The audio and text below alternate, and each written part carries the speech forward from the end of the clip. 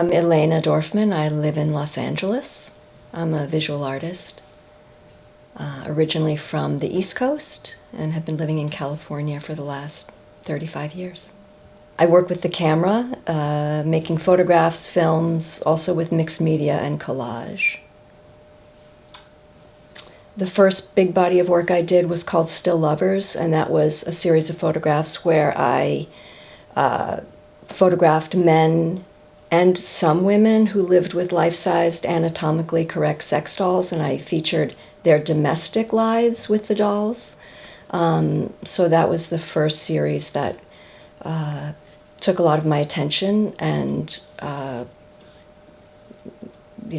of had its place in the world as a book and shows.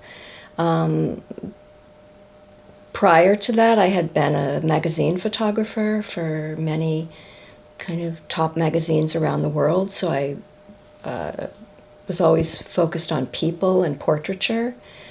And then the work has shifted to investigating roles of cosplay, costume play, a Japanese kind of pop cultural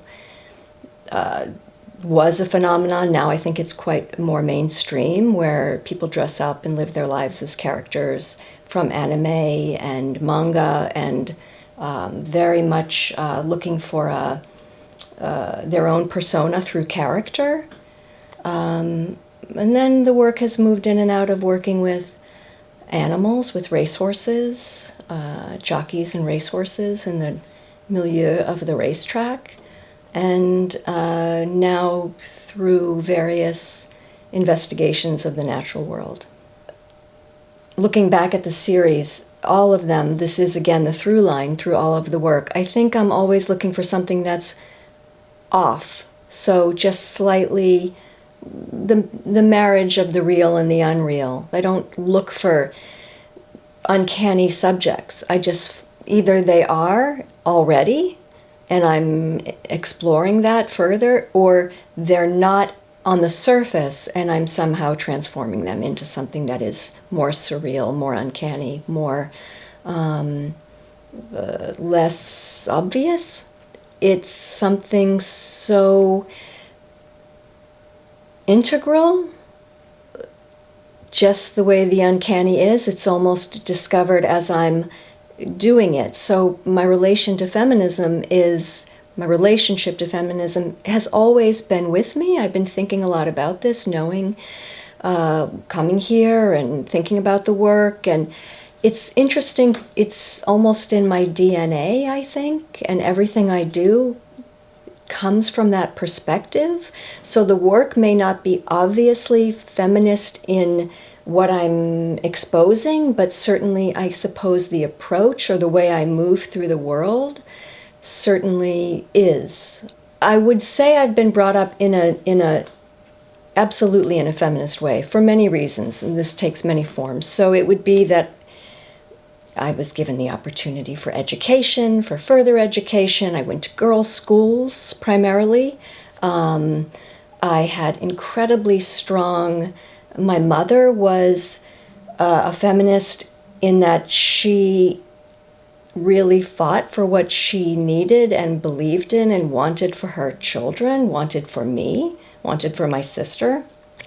She provided us with incredible female, not mentors, but the word I'm looking for, just people in our lives who were women, who were very powerful forces and shaped me. And she made sure that that was in place. She died when I was 18, but my memory of her now so much is her strength and her putting in place women for me who I could learn from, rely on,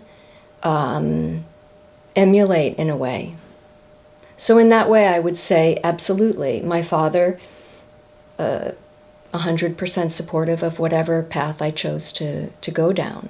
So feminism and my place as a woman has come up in my career, of course, and in my home life, of course.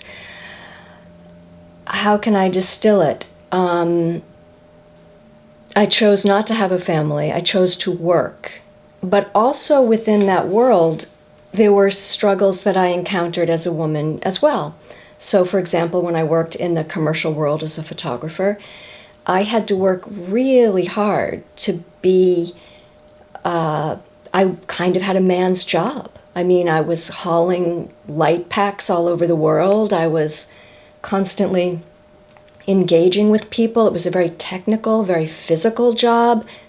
Almost every time, the subject would walk up to my male assistant and introduce himself and say, and the assistant would say, I'm actually not the photographer, it's Elena. So this happened over and over again. On the other hand, also, I had female photo editors who gave me my work, who were always giving the work to men because there was some kind of exchange that was happening there. So I had to really work twice as hard to find the female-friendly editors who would hire me and who became my close friends and who I had to rely on.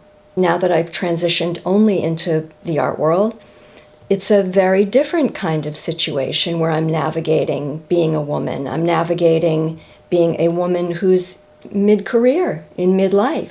A dear friend who's an art advisor, he's very supportive of my work, and he said to me not long ago, in trying to present my work to clients, he said to them, I tell them that you're just like every other A-level artist I have, only you're cheaper.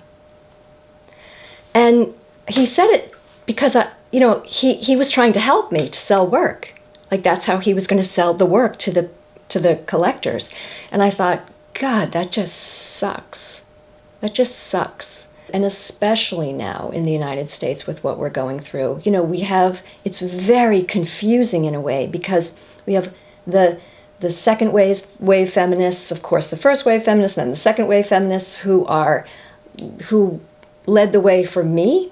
So I'm constantly thinking, how can I do that for the younger women that I know? And I hope that kind of leading by example, speaking up has never been anything I'm afraid to do. I've spoken up very vocally my entire life, to my detriment or not. And speaking up, I think, having a voice is really critical. Having a loud and strong voice is really what I try to convey to the young women I know. Yeah? That's okay? Yeah? Okay. Yeah.